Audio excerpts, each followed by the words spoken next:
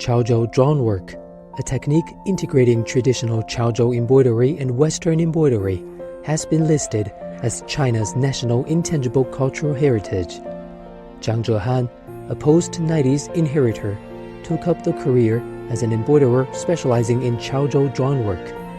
He hopes to attract more young people to understand, learn, and carry forward the heritage through his exploration and efforts. 以前我奶奶跟我妈妈都是做刺绣这个行业的，一直是有听说抽纱这个工艺，就是从小也是比较感兴趣。就是我妈妈跟我讲，就是希望我回来可以传承这项技艺，因为这项技艺现在已经是面临一个濒危的情况，没有更多的年轻人加入进来。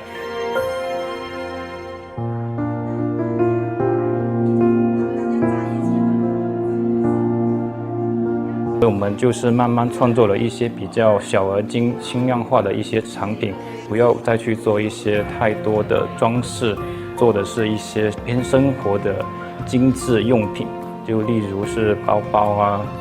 例如是耳环啊这些产品。从这一块，我们就是希望年轻人，可以花比较少的时间去看到自己的一个工作的一个成果，去更快的能变现，先吸引一批人进来学习这种潮州抽纱的技艺。